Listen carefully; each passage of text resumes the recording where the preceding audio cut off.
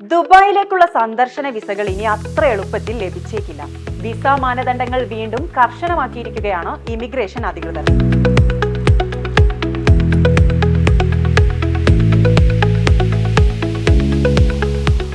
ദുബായിലേക്ക് ടൂറിസ്റ്റ് സന്ദർശക വിസക്ക് അപേക്ഷ സമർപ്പിക്കുമ്പോൾ ഹോട്ടൽ ബുക്കിംഗ് രേഖകളും റിട്ടേൺ ടിക്കറ്റും അപ്ലോഡ് ചെയ്യണമെന്നാണ് നിർദ്ദേശം. QR കോഡുള്ള ഹോട്ടൽ ബുക്കിംഗ് രേഖയോ താമസിക്കാൻ പോകുന്ന സ്ഥലത്തിന്റെ രേഖകളോ ആണ് നൽകേണ്ടത്. കൂടാതെ മടക്കയാത്രയ്ക്കുള്ള ടിക്കറ്റിന്റെ പകർപ്പും സമർപ്പിക്കണം. ദുബായിലെ ട്രാവൽ ഏജൻസികൾക്കാണ് ഇതു സംബന്ധിച്ച് ദുബായ് ഇമിഗ്രേഷൻ അറിയിപ്പ് നൽകിയിരിക്കുന്നത്. മതിയായ രേഖകൾ സമർപ്പിച്ചില്ലെങ്കിൽ വിസക്കായുള്ള അപേക്ഷ നിരസിക്കപ്പെടുമെന്നും അധികൃതർ അറിയിച്ചിട്ടുണ്ട്.